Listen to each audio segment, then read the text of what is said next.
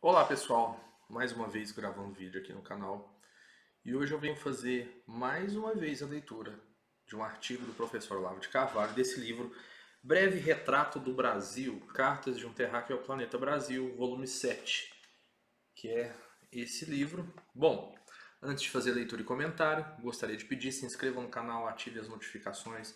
Na descrição do vídeo eu deixo o link para os meus cursos, tá? Estão com 50% de desconto até o dia 30 do 11. Tem o cupom aí Thiago50 para vocês aplicarem na plataforma. Bom, também tentarei deixar o link para o livro, caso eu encontre alguns desses livros, tá? É uma coleção de 10 volumes desses artigos lançados no Diário do Comércio, enfim. Alguns já estão em falta, mas caso eu localize, tá? Adquiram as obras também do professor Olavo de Carvalho. Bom, quem sabe se as pessoas tivessem adquirido e lido, nós não chegaríamos na situação que estamos hoje no Brasil, no dia 16 de 11 de 2022. O dado mais importante da história mundial, desde há mais de um século, é também, por força da sua onipresença mesma, o mais frequentemente negligenciado, quando não totalmente ignorado pelo comentário político usual. Esse dado é o seguinte: o movimento revolucionário é a única tradição de pensamento político estratégico que tem uma existência contínua e um senso de unidade orgânica desde pelo menos o século XVIII. Todas as correntes adversárias são efusões parciais, locais, temporárias e inconexas. A marcha avassaladora do pensamento revolucionário é como uma enchente que não se defrontasse pelo caminho, senão com velhos pedaços de muro erguidos a esmo, um aqui, outro ali, em toda a extensão de uma planície aberta. A unidade da tradição revolucionária não consiste, é claro, de uma coerência em bloco, de um acordo universal em torno de princípios explícitos, tal como se tentou criar na URSS, sob o nome de marxismo-leninismo. Ao contrário, existem no meio dela antagonismos profundos, talvez insanáveis, que com frequência se exteriorizam em lutas sangrentas. O que caracteriza a sua unidade é que toda a multidão das suas correntes e facções compõe um patrimônio comum, do qual os intelectuais revolucionários estão conscientes e que alimenta de geração em geração os debates dos partidos e organizações revolucionárias. É bom fazer uma observação aqui. Esse artigo ele articula com o outro que eu gravei anteriormente chamado A Mentalidade Revolucionária, que era uma tese do professor Olavo de Carvalho, tá? Para ele, ele até no artigo ele fala que ele tentaria escrever um livro ou vários livros. Acabou que o professor veio a falecer agora em janeiro de 2022, no dia 24, e esse livro não foi publicado. E ao que tudo indica, não haverá uma obra, um volume único, mas ele deu apontamentos em aulas e artigos sobre a sua tese. Bom, então para ele, o movimento revolucionário, né, ele se baseia às vezes em movimentos que parecem ser contraditórios, mas que no fundo possuem a mesma mentalidade, como a inversão do tempo, né, sujeito e objeto, enfim. Caso vocês queiram mais detalhes, recorram a esse artigo que eu li aqui no canal. Mas então, como ele trata desse ponto como marxismo como cultura e não propriamente como uma doutrina econômica, já que essa foi refutada nos meados ali do século XX, ele fala, a tese dele é que essa cultura marxista, essa mentalidade revolucionária, né, e aqui eu estou usando elas como termos relacionados, ela abarca movimentos que aparentemente não se correspondem, né, mas que atuam como movimentos que encaminham para a finalidade que é a revolução socialista. Então, por exemplo, para vocês, se vocês quiserem observar, basta vocês pegarem um livro do Principais Correntes do Marxismo, do Kolakowski, que eu já falei dele aqui no canal, já até fiz uma resenha extensa sobre esse livro. Vocês vão ver, por exemplo, que quando Hegel morreu, logo após a sua morte, brotaram duas correntes contraditórias, né? E a crítica negativa do hegelianismo foi aproveitada pelos jovens hegelianos, que tiveram influência no movimento marxista. Bom, e havia a outra ala hegeliana, do mesmo ponto, né? Alguns, Marx, por exemplo, quando ele vai falar, ou Moses Hess sobre a propriedade privada, aí uns vão falar, não, vai ter que extinguir a propriedade privada, e outros discordam disso, enfim. O que eu quero dizer é que dentro do próprio marxismo há teses que são conflitantes na sua superficialidade, mas ambas contribuem para o fim, que é a revolução. Bom, nós podemos também ver isso dentro da própria Igreja Católica, que principalmente até antes do Concílio Vaticano II, que aconteceu na década de 60, ela condenava o liberalismo, né, esses movimentos modernistas, criticava e condenou claramente o comunismo. Não obstante, atualmente existe uma ala gigantesca dentro da Igreja Católica chamada Teologia da Libertação, que tem essa pegada marxista. Pela legislação do Código de Direito Canônico, pelos decretos papais, esses caras deveriam ser excomungados. Contudo, isso não acontece. Dentro do protestantismo, algumas linhas têm o que eles chamam de teologia da missão integral, que é uma espécie de teologia comunista, marxista, lá dentro. Ou seja, movimentos que aparentemente não admitiriam, né, a tradição da Igreja Católica, ela é penetrada por marxista visando fazer a revolução de dentro para fora, o que foi vastamente demonstrado no livro do padre Paul Kramer, que se chama Batalha Derradeira contra o Demônio. Enfim, vamos dar seguimento aqui a esse assunto que dá pano para manga. Nenhum intelectual revolucionário que se preze pode se dar o luxo de ignorar as variedades internas do movimento, nem as mais remotas e insignificantes, nem as que lhe parecem extravagantes, estéreis, desprezíveis ou abomináveis. Até mesmo entre as facções mais hostis do movimento revolucionário, como o fascismo e o comunismo, o diálogo foi intenso, não só no campo das ideias, mas no da estratégia e da tática.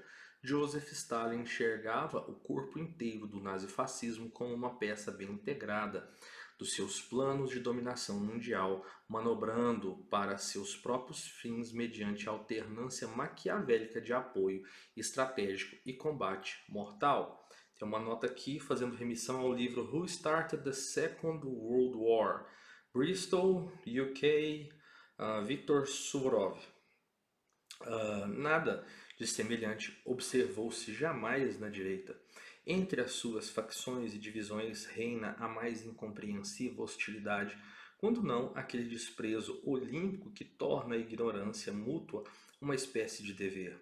Só para dar um exemplo mais flagrante, até hoje não foi possível nenhum diálogo entre a direita americana e a europeia, que se movem em esferas epistemológicas e semânticas incomunicáveis. Um fator complicante é acrescentado pelo fato de que muitos movimentos soedistas, reacionários ou conservadores só eram no seu discurso de autojustificação ideológica. Na prática, erguendo utopia contra utopia, acabavam se integrando no próprio movimento revolucionário que alegavam combater. De nada adiantou nisso a advertência antecipada de Joseph de Maistre. Não precisamos de uma contra-revolução, mas do contrário de uma revolução. Os movimentos contra-revolucionários nos quais tantos reacionários e conservadores apostaram suas belas esperanças nunca passaram da ala direita do processo revolucionário, fortalecendo na medida mesmo em que imaginava debilitá-la. Ou seja, para o professor Olavo de Carvalho, A própria direita, quando cria esses movimentos de espécie de uma contra-revolução, estão atuando como braço, né, para fortalecer essa mentalidade revolucionária. Ele sempre dizia que ele não tinha projeto perfeito para o mundo, não tinha projeto perfeito para quando ofereceram o Ministério da Educação. Enfim, todas essas visões em que visam um mundo melhor, um projeto de mundo, ele sempre era contra esse tipo de coisa. Até hoje, todas as reações que se oferecem ao movimento revolucionário são todas apenas pontuais, reagindo às suas manifestações particulares e esgotando-se em combates periféricos que deixam incólume o coração do monstro. É como se cada conservador, reacionário, liberal, cristão tradicionalista ou judeu ortodoxo só desse conta da malignidade do processo revolucionário quando este fere os valores que são caros à sua pessoa ou comunidade, sem reparar na infinidade de outros pontos de ataque em torno dos bolsões de resistência dispersos, onde franco-atiradores oferecem uma obstinada e vã resistência parcial a um cerco geral e multilateral. Para complicar um pouco mais as coisas, o movimento revolucionário é uma entidade proteica, não de proteína, mas da questão mítica grega, né? Daquele ser que vai mudando de formas, né? Infinitamente adaptável às mais variadas circunstâncias, de tal modo que lhe é sempre possível absorver em seu proveito, reinserindo-as dialeticamente na sua estratégia geral, todas as bandeiras de lutas parciais e isoladas levantadas aqui e ali por adversários que só enxergam por parte e fragmentos. Isso faz dos governos revolucionários os dominadores absolutos da desinformação estratégica, onde há pelo menos um século vem realizando as proezas mais espetaculares, reduzindo seus adversários à condição de idiotas úteis a serviço de planos que transcendem infinitamente seus horizontes de consciência. Na medida em que essas derrotas e humilhações no campo reacionário se sucedem e se acumulam, formando um patrimônio negativo considerável, mais forte é a tendência de negar os fatos deprimentes mediante um discurso de auto-lisonja triunfal, perfeitamente ilusório, recobrindo a ação revolucionária com novas e novas camadas de invisibilidade protetora. É interessante observar isso aqui, essa questão proteica, porque basta nós observarmos o pleito para presidente da República, as pessoas que ele está chamando aos seus ministérios, pessoas que eram opositores, candidatos que criticavam veementemente o seu posicionamento, agora estão sendo integrados nesse governo. O próprio vice do presidente eleito era um que há anos atrás o criticava duramente. Mas nós não devemos nos esquecer jamais que, como dito em 2006 pelo então eleito presidente, que havia chegado ao ápice da democracia, onde só havia nas eleições partidos de esquerda. Naquela época as pessoas acreditavam que o PSDB era uma oposição ao PT, o que não é. Isso foi demonstrado pela chapa que foi composta agora, e as críticas que eram feitas foram caladas, né? E vários outros que até então criticavam o candidato que venceu e agora no segundo turno o apoiaram ou acabaram sendo integrados aos ministérios nesse governo de transição. Ou seja, idiotas úteis para atender aos fins da finalidade, né? Aos fins do partido.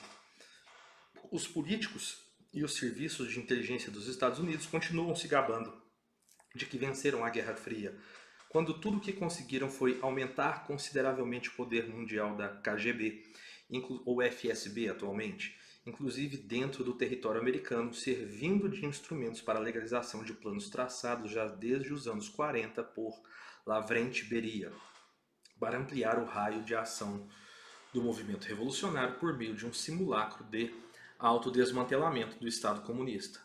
Note-se que Beria não foi nem mesmo pioneiro no uso desse artifício. Em 1921, Lenin conseguiu persuadir os governos, os serviços secretos e os investidores ocidentais de que o comunismo recém-implantado na Rússia estava em vias de extinção e ia ser em breve substituído por um sistema capitalista democrático.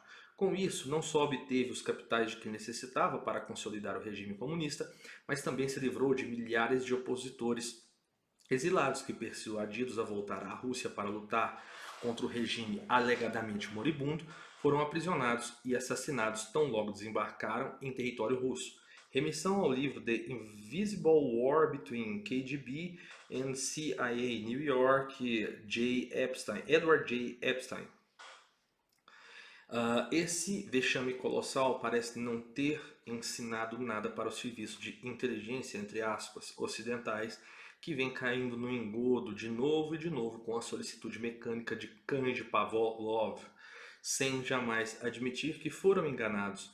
Na Segunda Guerra, novamente, foram feitos de otários, despejando a ajuda bilionária nos cofres de Stalin porque acreditavam que a URSS era a vítima desprevenida de um ataque alemão, quando o fato era de que o governo soviético, além de instigar e apoiar em segredo os nazistas para que desencadeassem uma guerra mundial, já havia começado ele próprio a guerra antes de Hitler, atacando os países neutros que separavam a URSS da Alemanha e assim preparando a invasão da Europa, que deveria seguir-se aos primeiros e aparentes sucessos do exército alemão no Ocidente. O dinheiro americano praticamente criou o parque industrial soviético que até hoje é enaltecido na Rússia como realização pessoal de Stalin.